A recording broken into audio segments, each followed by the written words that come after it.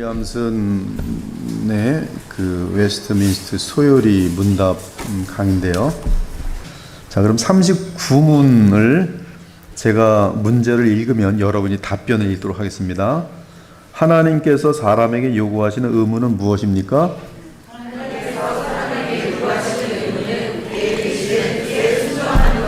네, 뭐 너무나 쉬운 내용이에요. 하나님께서 요구하시는 의무는 그의 계시된 뜻에 순종하는 것이다.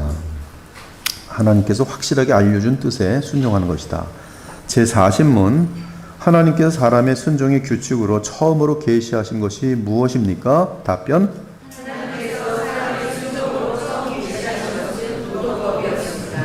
도덕법. 41문, 도덕법은 어디에 요약되어 있습니까?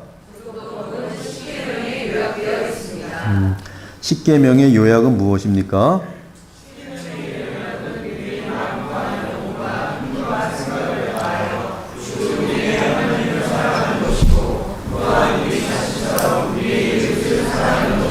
네, 우리 회장님 한번 1번부터 4번까지 그 구절을 쭉 한번 읽어보드릴게요. 사람아, 주께서 선한 것이 무엇을 내게 부르셨나니 여호와께서 내게 구하시는 것은 오직 정의를 행하며 이 율법 없는 이방인이 본성으로 율법의 일을 행할 때에는 이 사람은 율법이 없어도 자기가 자기에게 율법을 행하니 그 마음에 새긴 율법의 행위를 나타내느니라. 3. 여호와께서 증거판 들을 모세에게 주시니 이는 돌판이요 하나님이 친히 쓰신 것이더라. 4. 계속해서 이르시되 내 마음을 다하고 목숨을 다하고 뜻을 다하여 주 너의 하나님을 사랑하라 하셨으니 이것이 크고 첫째되는 계명이요 둘째도 그와 같으니 내 이웃을 내 자신같이 사랑하라 하셨으니 이 두 계명이 온 율법과 선지자의 강령입니다. 지금까지 이제 32과까지는 이제 이 소요리 요리문답의 이제 제1권이라고 할 수 있고요. 이제는 33과부터는 이제 제2권에 들어가는데요. 1권엔 뭘 다뤘냐면 바로 사람이 하나님에 관하여 무엇을 믿는가, 믿음의 컨텐츠, 믿음의 내용, 그것을 다룬 것이 1과부터 32과까지입니다. 그래서 오도 살루티스라고 하는데 구원의 여정, 또 인간의 존재의 목적, 하나님은 누구신지, 소위 말해서 조직신학에 나오는 모든 어떤 그 신론, 교회론 등 뭐 다 포함된 것이 1과부터 32과까지의 내용이고요. 이제 여러분이 다루게 될 내용은 십계명, 그 다음에 주기도문, 그것을 중심으로 한 여러 기타 내용들이 되겠어요. 그래서 1권에서는 하나님에 관하여 무엇을 믿는가, 2권에서는 하나님을 향한 사람의 의무는 무엇인가, 하나님께서 사람에게 어떤 의무를 요구하시는가. 좀 더 멋있게 얘기하면 1권에서는 바른 믿음은 무엇인가, 2권에서는 믿음으로 인한 행함은 무엇인가, 이렇게 되겠어요. 그래서 2권은 이제 우리를 이 복음의 바른 믿음에 따라서 그의 성품, 하나님이 우리에게 원하시는 뜻을 이루어내는 상세한 내용들이 담겨 있는 반면에 1권은 어떤 복음의 영적인 원칙들, 그러한 내용들이 담겨 있습니다.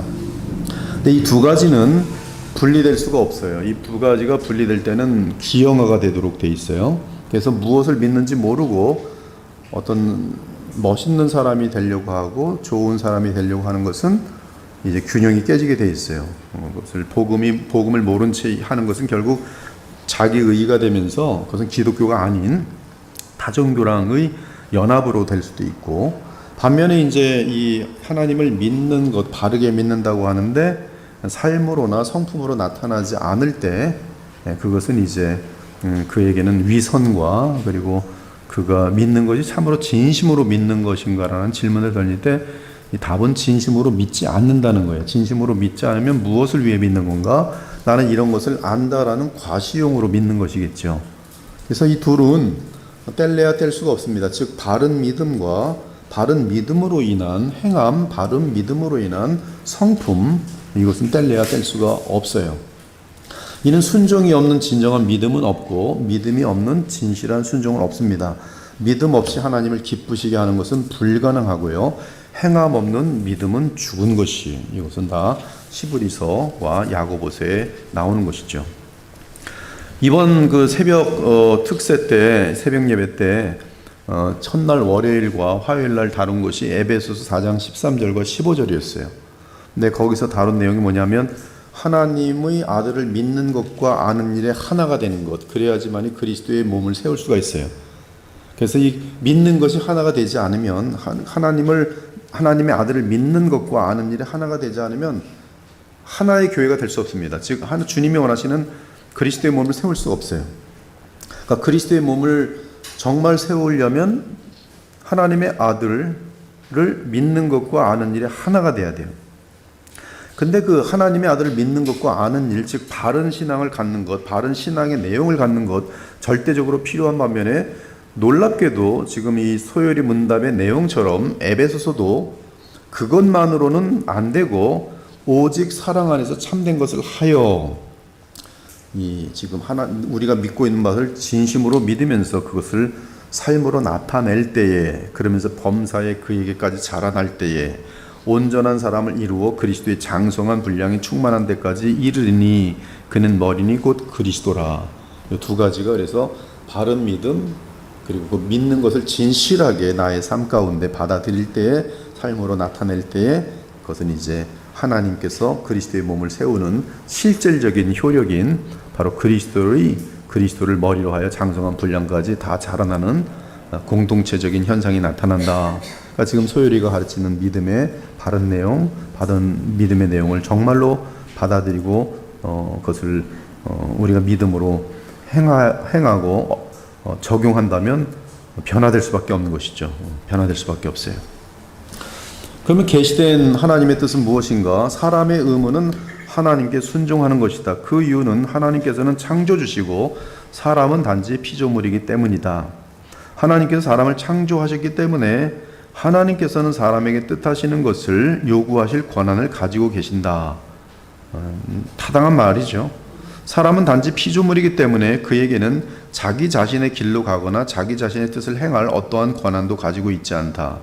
오직 이 토기장이가 그 그릇을 만들 때 토기장의 뜻이 있는 것처럼 오직 사람이 가지고 있는 권한은 창조주이신 하나님께 순종하는 것이다. 따라서 하나님의 뜻은 사람이 마땅히 지키며 살아야 할 규칙이다.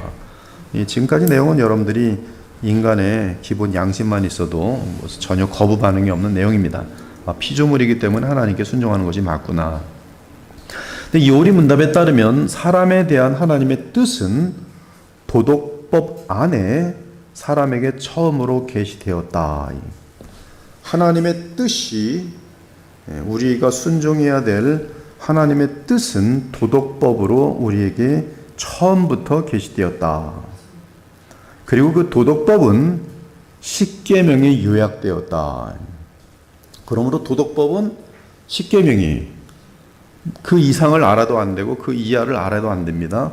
그냥 하나님께서 인간에게 요구하는 전체는, 모든 것은 십계명이, 그거를 벗어나는 것도 없고 그 안에 안 들어있는 것도 없어요.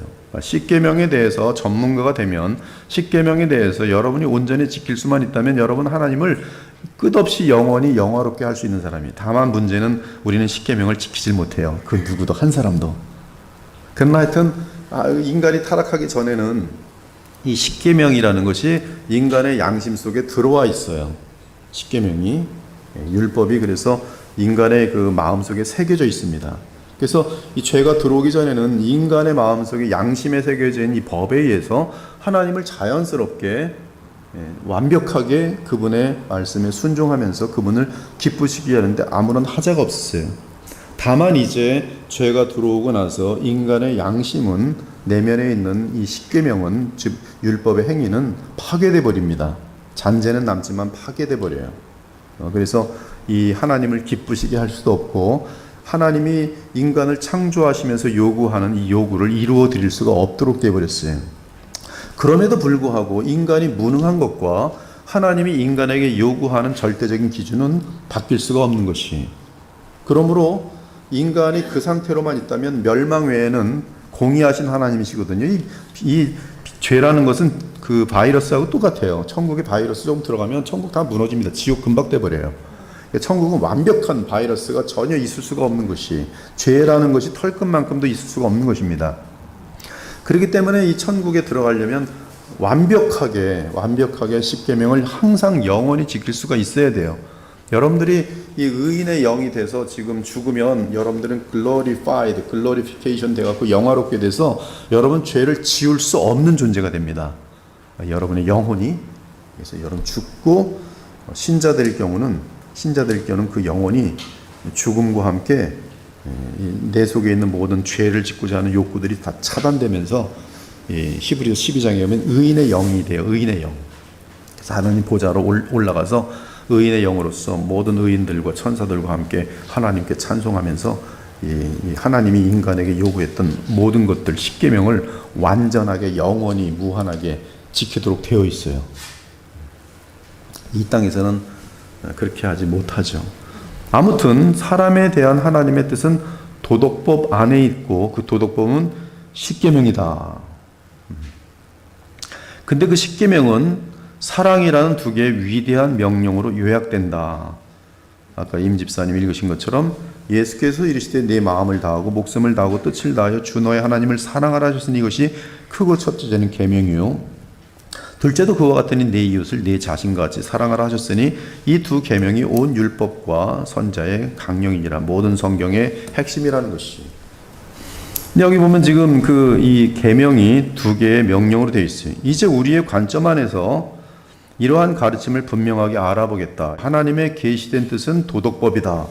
도덕법은 십계명의 다른 이름이다.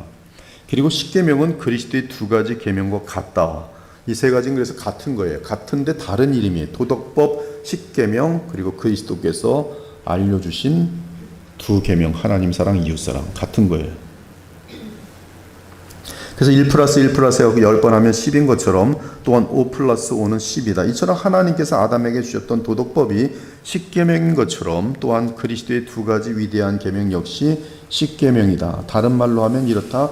아담이 처음에 그의 순종의 규칙으로 그가 가졌던 도덕법, 이 도덕법은 아담에게 지음받은 양심, 그리고 그 양심이 영화롭게 될 것인지 아니면 타락할 것인지의 기로가 바로 마귀가 찾아올 것인데, 그 마귀가 선악을 알게 하는 나무의 실과를 먹도록 유혹할 것이.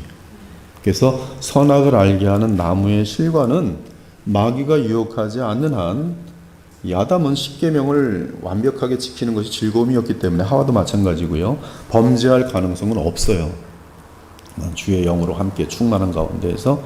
근데 이제 마귀가 왔을 때 아직 영광에 이르지 않은 거기 때문에 범죄할 가능성이 있었어요. 근데 슬프게도 범죄했어요. 그래서 그의 마음속에 있었던 이 십계명을 지키고자 하는 이 양심이 무너집니다. 그리고 그 무너진 양심이 이제 아담과 하와로부터 생육 법칙에 의해서 태어나는 모든 인류는 무너진 양심으로 태어나는 것이. 특히 어느 부분에 완전히 무너지냐면 하나님을 향한 부분은 완전히 무너져요. 그러나 사람들끼리 유지해야 되는 그 양심은 어느 정도 유지가 됩니다. 그래서 하나님은 정부와 그리고 양심이라는 것을 통해서 인류가 멸망하지 않도록, 마귀처럼 되지 않도록 보존해 놓으시고, 그리고 그 사이에 이제 택한 백성들을 이 인류 역사를 통해서 계속 내시면서 복음을 통해서 찾아내셔서 하나님 나라로 인도하시는. 아무튼 그래서 이게 처음에 아담에게 있었던 그 양심은 이 도덕법으로 지어진 마음이며 양심이었어요. 그리고 그 행위 언약 안에 있는 한, 행위 언약을 지키는 한 그의 양심은 건강하고 완전했습니다. 선악을 알게 하는 나무의 실과를 먹지 않는 한 그는 하나님을 어길 아무런 동기부여가 없었어요. 본질적으로 우리가 지금 성경에 가지고 있는 십계명, 그것은 이 아담의 양심 속에 동일하게 새겨져 있었습니다. 그리고 그 내용은 본질적으로 동일하게 아담과 하와는 하나님을 너무나 사랑했었고, 아담과 하와는 또한 너무나 사랑했어요. 왜요? 하나님 사랑, 이웃사랑이. 그렇죠? 그러므로 지금 이 도덕법, 십계명, 사랑의 두 가지 계명은 같은 내용이고 표현만 틀린 것이, 즉 말이 틀린 것이고 방식이 틀린 것이, 그러나 내용은 같아요. 이 도움이 되는 비유를 보는데 우리는 빛을 예시로 설명할 수 있을 것 같다. 다음 그림에서 볼 수 있듯이 우리는 빛을 두 가지 다른 형태로 볼 수 있다. 우리는 나뉘지 않은 하나님의 빛을 볼 수 있다. 그런 다음 우리는 분광기를 통해 빛이 다양한 색상으로 나뉜 것을 본다. 7가지 무지개색으로 나뉘죠. 그럼에도 불구하고 사실은 그것은 우리가 보는 같은 빛이다. 우리는 단지 두 가지 다른 방식으로 그 빛을 보는 것일 뿐이다. 이것은 하나님의 도덕법에서도 마찬가지다. 하나님은 빛이시다. 그분의 뜻은 거룩하고 변함이 없다. 따라서 우리는 하나님께서 아담에게 주신 규례가, 하나님에게 주신 이게 내적인 양심이 십계명과 사랑의 두 계명과 본질적으로 동일하다는 것을 확신할 수 있다. 이것은 이제 로마서 2장으로 건너가면은 로마서 2장에선 굉장히 정확하게 알려줍니다. 양심 부분을 다루는데요. 이방인들은 율법은 written 양심이에요. 즉 기록된 양심입니다. 즉 우리가 내 양심이 정상인지 아닌지를 볼 수 있도록 이 율법이 적혀 있어요. 율법에 지금 이 여기서 신약에서 말한 율법은 도덕법이거든요. 즉 십계명이 개념입니다. 그래서 이방인들은 율법을 가지고 있지 않다. 즉 그들은 성경 계시를 보지도 않죠. 보지도 않아요. 그들은 기록된 형태의 성경이나 십계명을 가지고 있지 않다. 그들은 율법에 기록된 일들을 행한다. 이것이 바로 그들에게 양심이, 즉 그들 양심에는 율법에 기록된 것들을 양심으로 행하도록 돼 있어요. 구원받을 만큼 행할 수 있는 건 아니지만 그냥 자기네들이 양심이 있어서 뭔가를 지켜요. 자기네들도 모르게. 그리고 자기네들도 모르게 넌 틀렸어. 뭐 네가 이게 맞아. 그러면 맨날 싸우죠. 그럴 수 있어. 인간이 뭐 너는 인간도 아니다 막 그래. 뭘 기준으로 얘기하는지 너는 인간도 아니래요. 하나님이 새겨놓은 양심이 그들에게 남아있는 거예요. 이것은 그들이 거룩한 삶을 살고 있다는 것을 의미하지 않는다. 다만 그들이 십계명에서 요구하는 일들을 해야 한다는 어떤 의무감 또는 그것을 자기도 모르게 하려고 하는 노력하는 그런 어떤 성향들, 그렇죠. 그것이 이방인들에게 돼 있어요. 그렇게 그들은 그들 자신에게 법이 된다. 이것은 그들이 율법의 요구들과 마주하는 도덕적인 의식을 그들 안에 가지고 있다는 것을 의미한다. 그들이 율법에 따라 살지 않을 때마다 자신들을 고발하거나 변명하는 양심을 가지고 있다는 점에서 이것을 알 수 있다. 이들은 근데 자기가 양심이 틀린지 맞는지를 객관적으로 점검할 것이 없어요. 그래서 이들은 양심이 무너지면 그 다음부터는 자기 양심을 볼 때 내가 어때서 그래요. 사람 죽여놓고서도 내가 뭐 어때. 그렇게 돼요. 이리하여 우리는 바울의 판결에 이르게 된다. 율법 없는 이방인이 본성으로 율법의 일을 행할 때에는 이 사람은 율법이 없어도 자기가 자기에게 율법이 되나니 그 마음에 새긴 율법의 행위를 나타내느니라.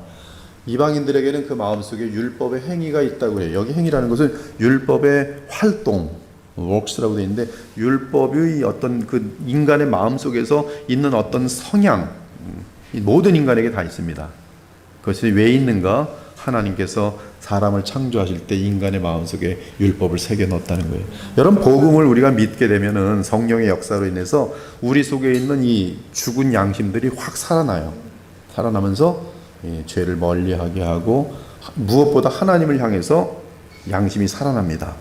그래서 하나님께 미안하고 하나님께 내가 이러면 안 되지, 하나님께 혼날 거야, 하나님을 중심으로 한 양심이 막 움직이기 시작하는 거예요. 이것이 바로 성령으로 거듭남으로 생겨지는 온전한 율법의 어떤 이제 일어나게 되는 그런 것들이죠. 그러면서 이 복음의 사람들은 내 양심이 제대로 되는지를 성경을 쭉 보다 보면, 이거 부모에게 순종하라 그랬는데 오늘 내가 되게 함부로 말했네.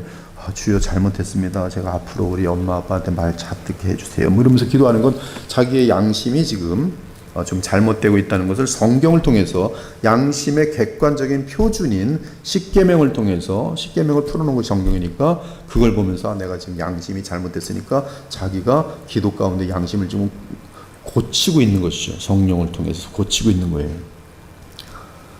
수요일날 하나님 말씀에 그 새벽에 바로 율법, 믿음, 복음, 양심, 복음의 역사는 양심이 양심. 하나님을 향해 살고 또 믿음이 깊어지면서 더 양심이 예민해지는 거예요.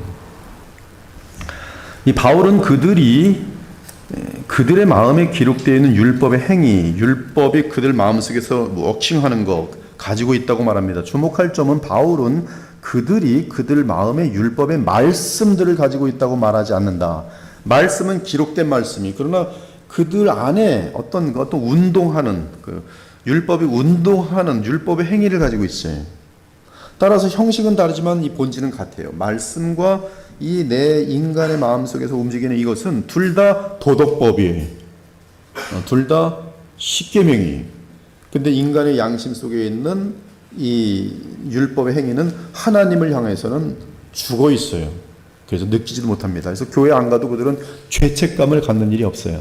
성경 안 읽고 오늘은 불신자가 오늘은 이렇게 성경을 하나도 안 읽었지, 너무 양심에 찔려, 이런 사람 본 적 있어요? 불신자는 그런 거 없어요.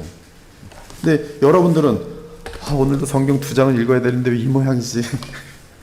그래도 좀 자면서 볼까, 그래도 졸더려 좀 보려고 애를 써요. 왜? 이것이 하나님을 향해서 내가 하늘의 양식을 먹으면서 살아야지만이 믿음으로 산다라는 그런 의식과 함께 양심이 그렇게 붙들려 있는 거죠.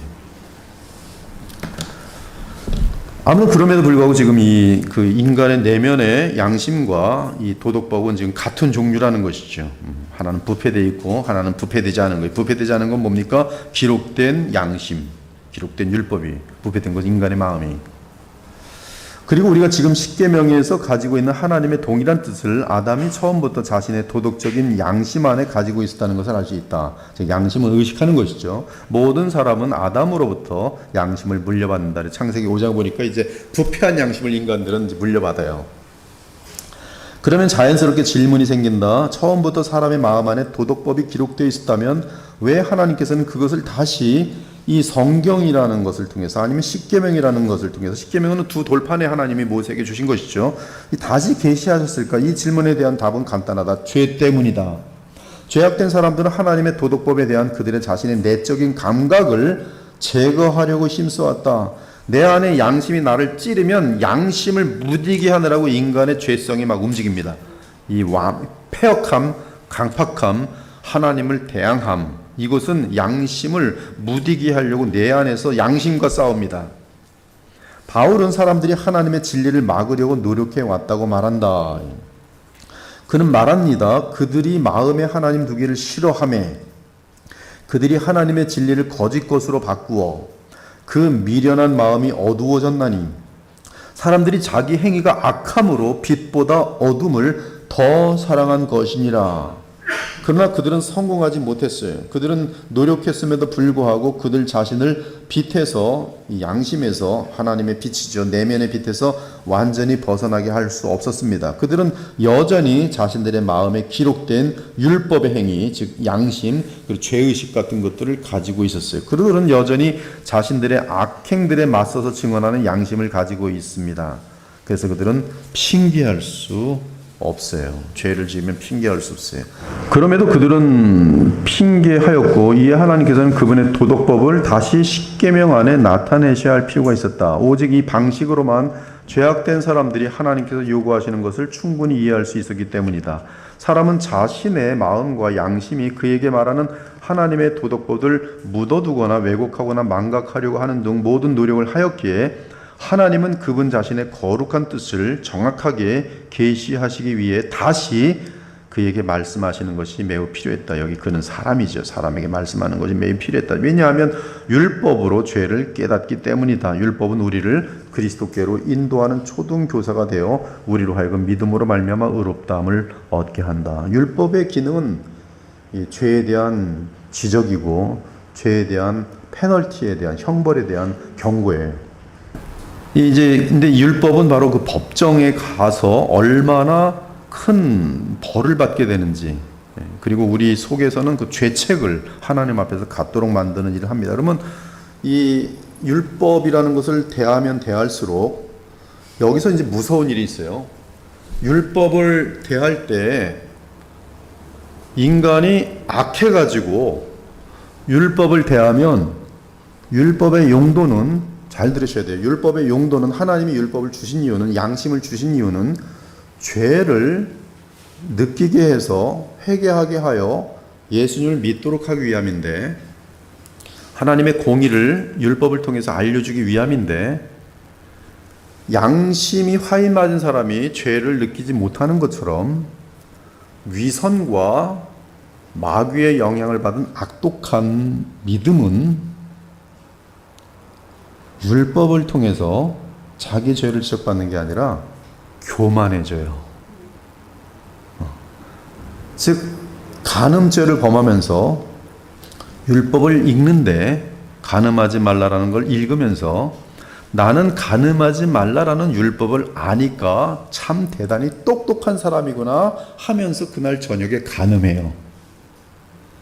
이것이 누구냐 하면 바리새인들의 모습이었어요. 예수께서 본 바리새인들의 모습인데, 이것이 거짓 위선 크리스찬들에게 나타나는 전형적인 모습이에요. 즉 율법을 공부할 때 신기하게 눈물을 흘리며 가슴을 찢는 게 아니라, 죄는 그대로 있는데 율법을 알면 알수록 이 율법을 가지고 저 사람한테 들이대면서 그걸로 몽둥이를 때리는 거예요.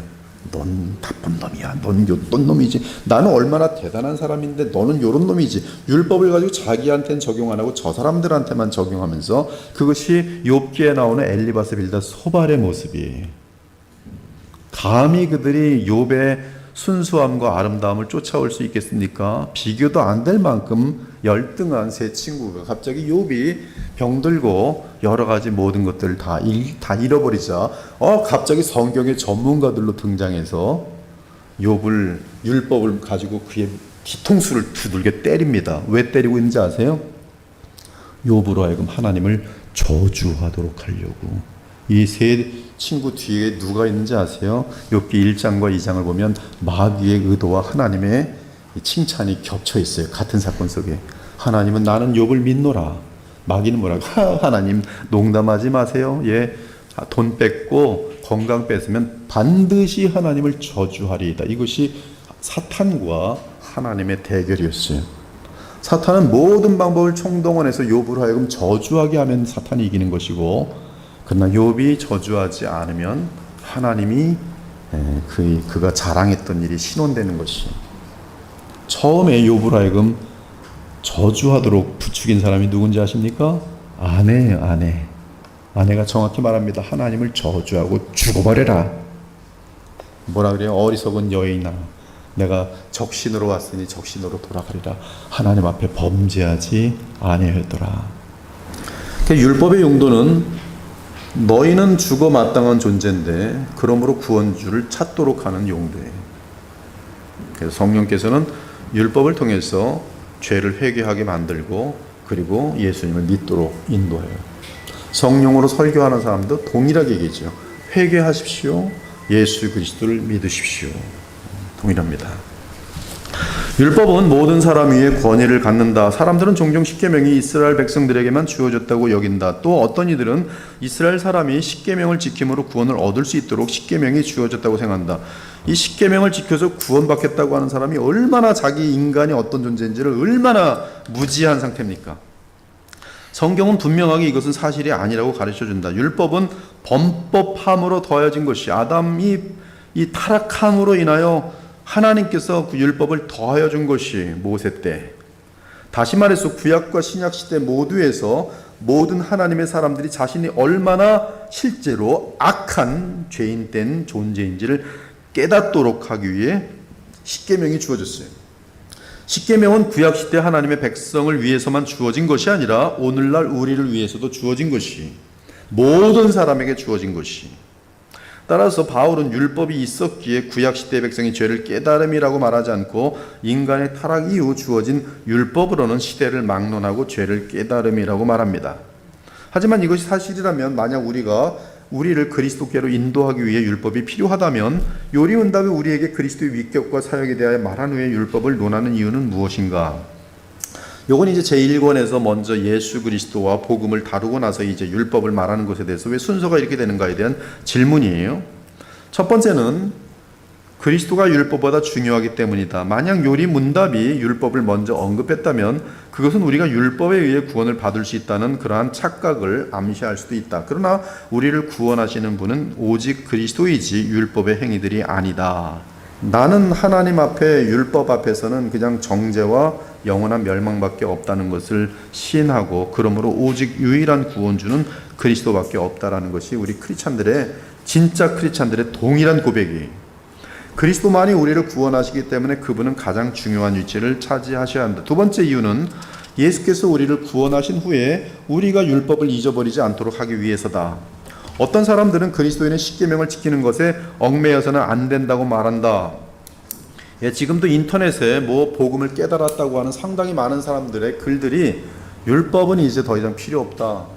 그리고 율법을 얘기하는 사람들에 대해서 율법주의자라는 그런 함부로 어마어마하게 무서운 말들까지 사용해요. 율법주의는 바리새인들입니다. 이들은 지금 이 율법과 복음의 이 둘 다 하나님의 은혜인 사실을 모르고 있는 자들이 치우친 자들입니다. 이들에게 문제는 뭔지 아십니까? 복음을 발견했다는데 율법이 없는 복음을 발견하면 이들은 성화라는 것이 불가능해요. 그래서 이들은 뭐 자기가 깨달았다는 것에 방점을 두면서 결국 자기를 드러내게 돼 있어요. 너희들 못 깨달았지? 근데 이 동일한 모습이 누군지 아십니까? 구원파예요. 구원파가 뭔지 아세요? 너희는 못 깨달았는데 우린 깨달았어요. 뭘 깨달았어요? 우린 죄사함 받은 걸 깨달았어요. 네가 아무리 죄를 져도 너는 죄사함 받은 거예요. 그걸 깨닫는 거예요. 너는 인간은 죄를 지을 수밖에 없지만 그럼에도 죄사함 받았다는 것을 깨닫는 자는 그 깨달음 때문에 구원받는다는 것이. 그들에게는 죄를 지어놓고도 회개할 이유도 없는 거예요. 회개하면 불신이에요. 죄를 져도 오히려 회개하지 말고 나는 구원, 죄사함 받았다는 걸, 죄사함의 비밀이 그걸 믿는 것이 구원이에요. 그러니 뭐 악독하게 행동해도 아무런 문제가 없는 것이고 그들에게 성화라는 것은 있을 수가 없는 것이고 그것은 복음에 대한 우리에게 복음을 주신 하나님의 그 능력들을 철저하게 배제하는 아주 악한 간교한 마귀의 계획이에요. 근데 구원파와 닮아가는 그러한 이 개신교 내에서의 교회들도 작지 않다는 거예요. 대단히 많습니다. 그러나 오늘 이 내용을 가지고 율법이라는 것은 우리를 그리스도께로 인도하는 데 있어서 철저한 성령의 역사와 함께 너무나 중대한 하나님의 은혜라는 사실과 이제 조금 이따 나타나겠지만 이제 그리스도를 믿는 자들에게는 오직 율법을 지킴으로 하나님을 기쁘시게 할 수 있어요. 그것이 율법의 용도예요. 존 칼빈은 이것을 율법의 제3용도라고 말합니다. 제3용도. 성화시키는 용도예요. 그러나 이 모든 위대한 개혁주의 요리 문답들은 그리스도의 사역을 다룬 후에 즉 그리스도만으로 구원을 얻은 다음의 율법을 다룹니다. 그래서 이러한 잘못된 가르침을 피할 수 있어요. 이는 신자는 하나님께는 율법 없는 자가 아니요 도리어 그리스도의 율법 아래 있는 자이기 때문입니다. 율법은 우리가 구원받기 위하여 그리스도께로 인도하고요. 그러나 우리는 구원받았기 때문에 그리스도께서 우리를 다시 율법으로 인도하십니다. 이건 여러분들이 이 전표를 여러 개를 찍어 놓으셔야 돼요. 거기다 책에다가. 율법은 그리스도께로 우리를 인도합니다. 그리스도에게 나아가서 우리는 믿음으로 말미암아 생명과 능력과 성령을 얻습니다. 그러면 율법을 이루어 가도록 인도하십니다. 그러므로 예수님은 나의 계명을 지키는 자라야 나를 사랑하는 자니 이 계명은 바로 도덕법, 바로 십계명이에요. 율법이. 죄와 의의 기준은 율법입니다. 죄를 버리고 의를 지킬 수 있도록 하는 생명의 능력은 그리스도를 믿는 믿음 안에 있어요. 그러므로 그리스도를 믿는 이 믿음은 칭의 뿐만 아니라 율법을 이루어가는 성화의 근원입니다. 믿음은 칭의 뿐만 아니라 성화의 근원이. 더 분명히 말하면요. 더 분명히 말할게요. 여러분을 의롭게 하고 여러분을 거룩한 분량으로 성장하게 하는 것은 여러분의 믿음이 아니라 여러분의 믿음을 사용하셔서 연합하기를 기뻐하시는 예수 그리스도가 여러분의 칭의의 근원이고 여러분의 거룩함의 능력이세요. 즉 믿음은 여러분을 그리스도와 연합시키는 그 도구이고 실질적으로 여러분을 변화시키시는 것은 살아계신 부활의 예수 그리스도께로부터 나오는 그 생명과 그분의 영이에요. 그분이 이 일을 하실 수 있는 것은 사람으로 오셔서 율법을 완벽하게 지키실 뿐만 아니라 우리를 위하여 죽기까지 아버지께 순종하셨기 때문에 얻어내신 영생이세요. 그래서 예수님은 영생을 얻어내셨고 성령을 얻어내셔서 우리에게 성령을 부으시고 여러분에게 그분의 생명을 나눠주시는데 그 생명이 바로 여러분에게 새 생명이고 그것이 바로 영생이. 바로 이런 부분에서 이제 믿음을 강조하는 것을 놓치지 않으면서도 믿음의 대상과 믿음의 주인공인 그리스도를 놓치지 않는 한 단계 더 나간 더 정교하고 분명한 믿음인 것이 대단히 멋있죠? 정말 멋있죠? 너무 분명하죠? 의식법, 시민법, 도덕법, 마지막으로 말할 것이 있다. 성경에는 우리가 도덕법이라고 부르는 것 외에도 다른 율법들이 있다. 회막과 성전에서의 희생제사 관련한 제사법, 이것은 전부 이 그림자입니다. 실체에 대한 모형이에요.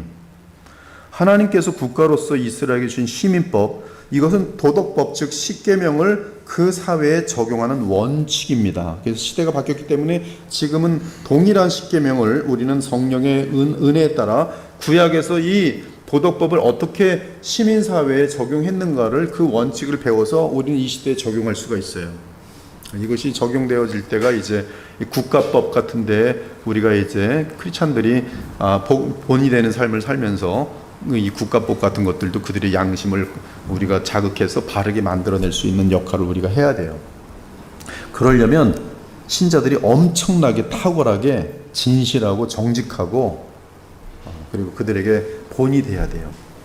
아무튼 이 시민법은 그 적용 원칙, 도덕법 적용 원칙을 배워서 지금 시대에, 옛날에는 뭐 도둑질하는 게 맨날 뭐 당나귀 훔쳐가고 뭐 그런데 지금 뭐 당나귀도 없는데 그렇잖아요. 그러니까 그 당나귀에 적용했던 원칙을 지금 뭐 다른 근무 환경, 뭐 컴퓨터 뭐 이런 어떻게 적용해야 되는지 이런 문제들로 이제 우리가 지혜를 구할 수가 있게 되는 것이죠. 그렇지만 이 십계명과 사랑의 두 계명, 이 도덕법은 영원히 변함이 없어요. 그래서 신약이든 구약이든 여전히 동일하게 적용이 돼요. 예수께서는 자신이 율법을 폐하러 온 것이 아니라 오히려 그것을 완전하게 하려고 오셨다고 말씀하셨어요. 여기 율법은 제사법, 시민법, 도덕법 다 주님은 다 이루십니다. 특별히 이제 십계명과 관련해서는 계속적으로 완벽하게 그것을 이루도록 오셨어요. 그리고 그분이 우리를 구원하신 목적은 죄에서 돌아서서 그분의 계명을 따라 살도록 하는 것입니다. 그러므로 사도 요한은 말합니다. 우리가 하나님을 사랑하고 그의 계명을 지킬 때에 이로써 우리가 하나님의 자녀를 사랑하는 줄 아느니라. 하나님을 사랑하는 것은 이것이니 우리가 그의 계명들을 지키는 것이라. 이것이 이제 33가에 대한 서론이었습니다.